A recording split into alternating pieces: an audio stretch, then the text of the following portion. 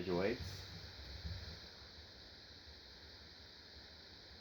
My audience member and camera person is my sister Christina.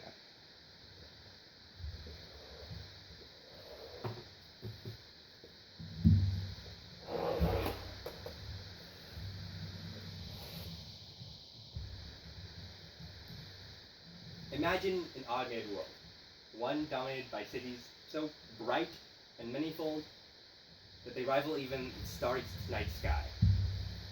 With skyscrapers so tall and imposing, their impressive moniker seems an understatement.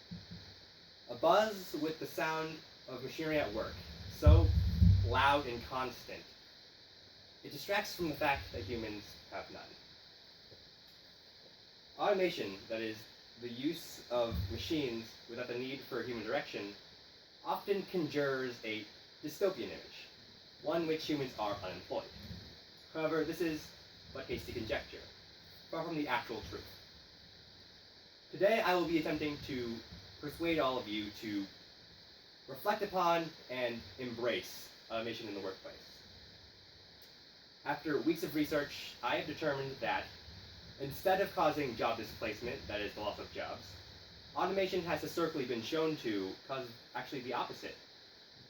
That is, it greatly benefits the economy, and thus all of you, by increasing productivity and creating jobs.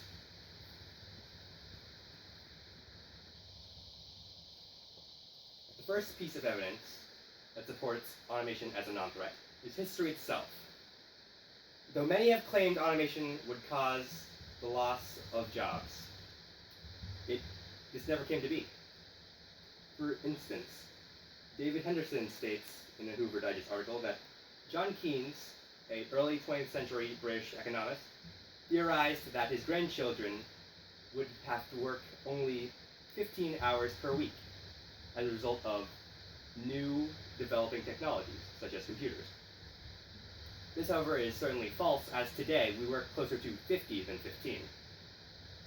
Furthermore, previously integrated technologies in the workplace have shown to have no ill effects. For instance, car manufacturing, which before, according to Marcus Casey and Sarah Nazow from the Brookings Institute, required 5 to 6 workers to install a single car part.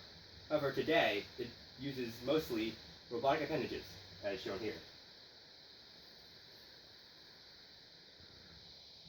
Now that it's been established that automation is not a threat, I'll explain the first factor into why this is. That is, productivity. Machines are more efficient than humans. Productivity growth is defined by Robert Atkinson as an increase in goods and services produced per work hour, which would also then increase income. From 1979 to 2014, as shown here, productivity was increased twofold. However, instead of declining, the median income also similarly increased from 33 to 51%. This then leads to company growth, as an example provided by Wayland Ellengrud from Forbes is Wing Enterprises, which is a ladder-making company. When Wing Enterprises started using rolling robots, they experienced a 30% increase in productivity, which allowed them, with the profits, to establish a new facility. This leads into the second factor, which is jobs. With the new facility, Wings Enterprises was able to increase its employees 20-fold. Automation increases the need for people in some industries, though it may also decrease the need in others.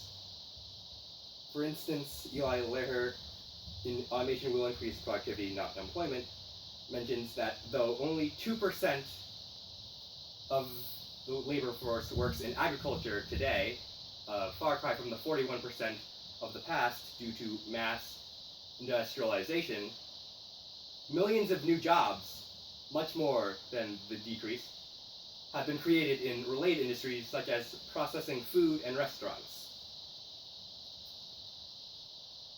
Service Futures has also mentioned that certain roles cannot be automized, as shown in this graph here. humans have certain things that robots cannot provide. For instance, the rearrangement of the workplace as automation progresses requires organizational leadership, which is something that robots don't have. It is a trait that is used in HR, aptly named human resources. Robots can't do everything.